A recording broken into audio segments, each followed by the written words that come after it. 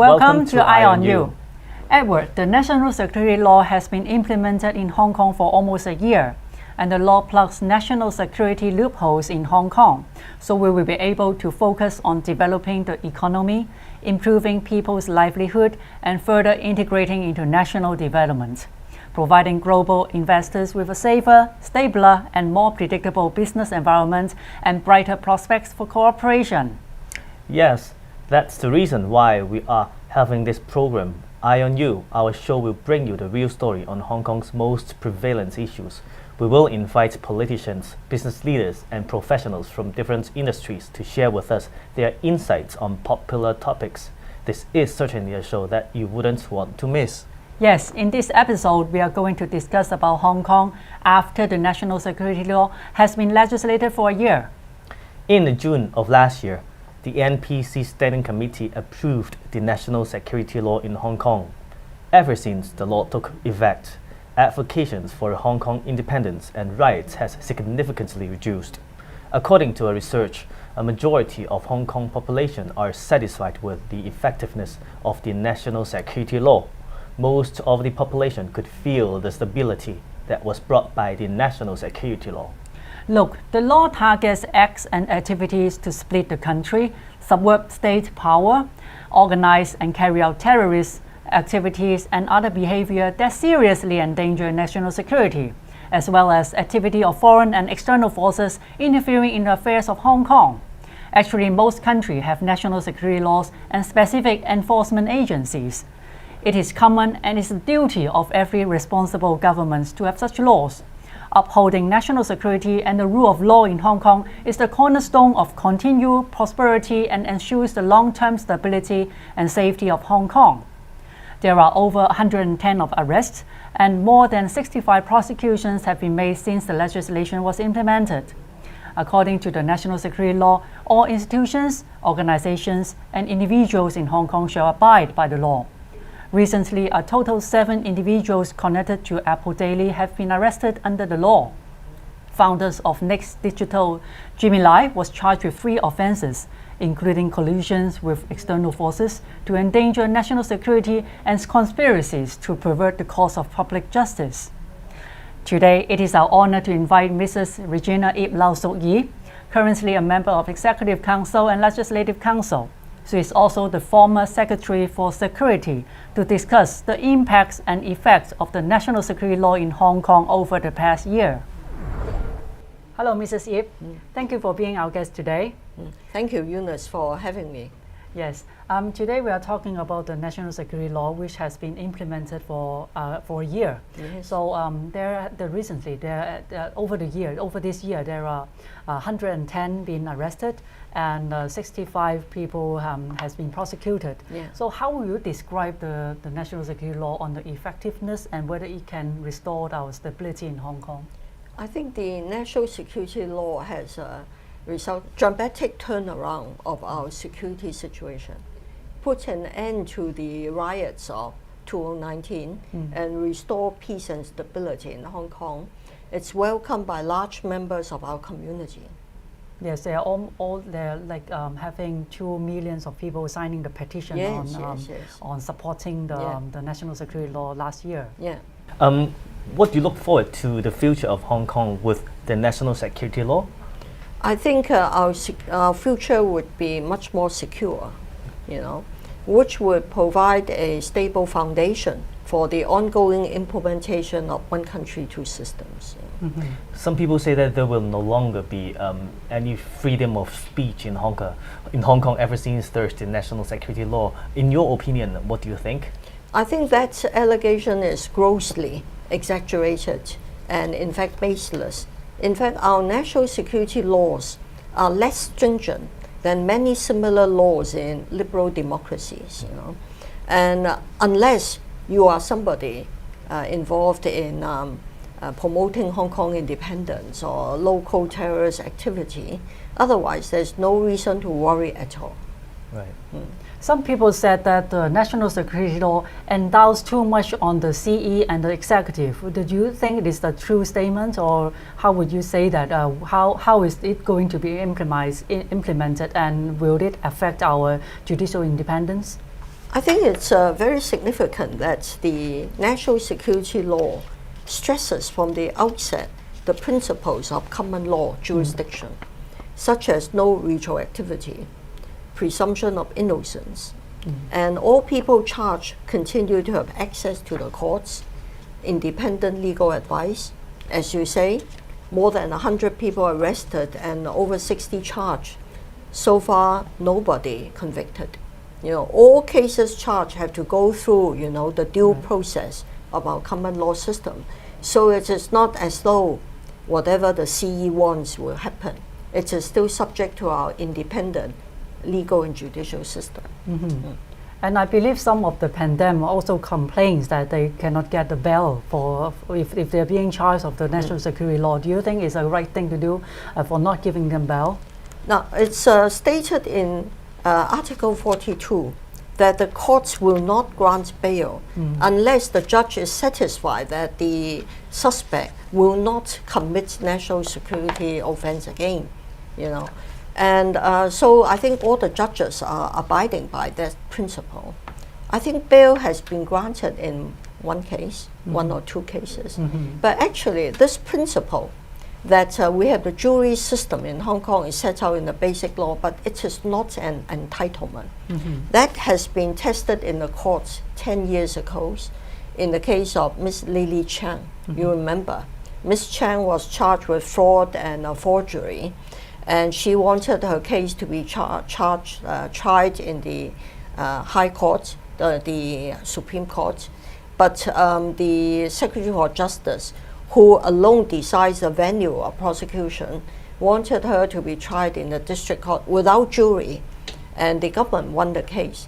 The judgment, the case was fought all the way to the Court of Final Appeal, and our judges, including one British one, upheld that principle, that under the basic law there is no entitlement to trial by jury. And actually, there are a lot of defendants being absconded, like over the last 2 years, over the unrest and all the arrests. So I think probably the court will be more careful on granting bails or having a more strict bail terms for them. I think the one judge has been cheated by Hui Chi-fung, Mr. Hui Chi-fung, who produced forged documents that he was going to attend a climate conference. So I think in the light of such incidents, the judge are, doing the right thing in being more cautious in granting bail. Some media sources have claimed that Hong Kong has entered an authoritarian era. How would you respond to this? Again, that is totally baseless and just a very misleading label, We have only 4 national security offences. We have added only 4. Compared to other jurisdictions, Australia has 80 national security statutes. UK is reviewing its national security legislation, in fact launching a 2-month consultation. UK is also tightening up its public order ordinance. So actually, Hong Kong people enjoy a much larger measure of freedom and rights than people in these democracies. Yes.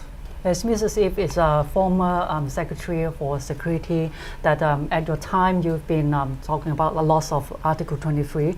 Do you think that now is a good time to push forward to Article 23, as some of our members also pushing, saying that it's now a good time? But as we have the national security law enacted already, do you think now is a good time to push forward that? Hong Kong has a constitutional duty to enact local legislation to prohibit 7 national security offences. The national security law has blocked some of the loopholes. It has plugged important loopholes by introducing the offence of secession, subversion, local terrorist offences, and collusion with foreign power and external elements.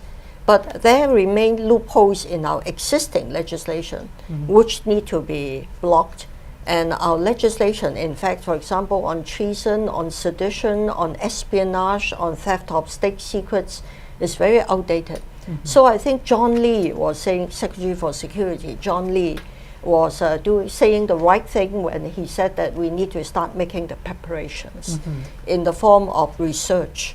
I think the SAR government should start researching what other countries have, what sort of similar legislation they have, so that the next administration can get on with Article 23. Right. Over the past 2 years, you can see that there are a lot of social problems. In your opinion, how shall the government further promote and educate the national security law? As you know, the most acute social problem is land and housing shortage. Our government must tackle that as a matter of priority, and the government is working very hard. And there have also been serious problems with education. I think a lot of our young students, children, have been fed wrong ideas about our country. Very distorted version of history, such as the British started the Opium War to stop the sale of opium in China, which is totally factually incorrect. So the government is implementing curriculum reform. And other than that, I do think we need to step up national security education in our schools to make sure that our young people understand from a young age the importance of protecting our country. If our country is not safe, Hong Kong will not do well. So I think these basic concepts, we must be able to ensure our young people understand that. In primary school and secondary school is very important. This is the fundamentals. Yes. How about in the universities? In your opinion, how shall we promote the education in universities? I think the universities need to strengthen Chinese cultural education. Yes. The teaching of Chinese history, Chinese culture. The number of students taking these subjects are falling. I think there ought to be scholarships, and other incentives to encourage in-depth study, and maybe bring in mainland teachers who have a better understanding of our history. I understand mainland China, the schools are doing the same. They are enhancing the study of Confucianism and traditional value systems. I think we need to do the same. Yes. Other than like the primary school, secondary school, and tertiary school, for me, I think kindergarten we have to push. We have to teach them on national education as well, not just on primary. I think it's quite late to teach them on national education because some children now they learn in a very early stage. Yeah, but I do know one kindergarten, group of kindergartens, including they have one branch in Sha Tin, your constituency, where they teach the very young kids, 弟子規, Sam Ji Ging from a young age, wear traditional Chinese costume, and the rites, and the rituals of Chinese culture.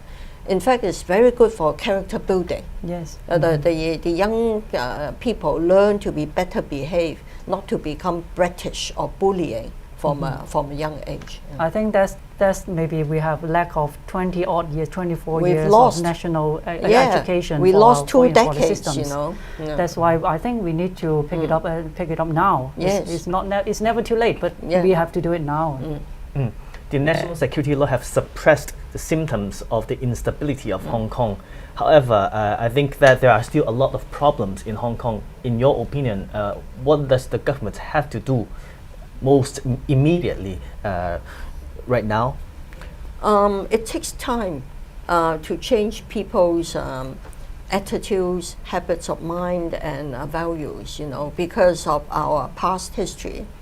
A lot of people have been raised in the ideological mindset of the capitalist system, So a lot of people thought that freedom is absolute, which is not true. Freedom is not absolute, And they thought that democracy would cure all problems, That's why you can see from TV, some people thought that Apple Daily is the symbol of freedom, which is not, Apple Daily has done many things which has invaded privacy, spread misleading, false information, instigated people to take to the streets. I know that very well. When I handled Article 23, there were daily calls for people to protest against Article 23. So I think there are a lot of these misconceptions due to Western influence. that the government need to disabuse, but it takes time. It takes time. And the government needs to be more open, more vocal, more forthcoming in dispelling these misconceptions. So as this is the 100th year of anniversary of the Chinese Communist Party this year, so how significant is the national security law in contribution of the development of Chinese patriotism within the society?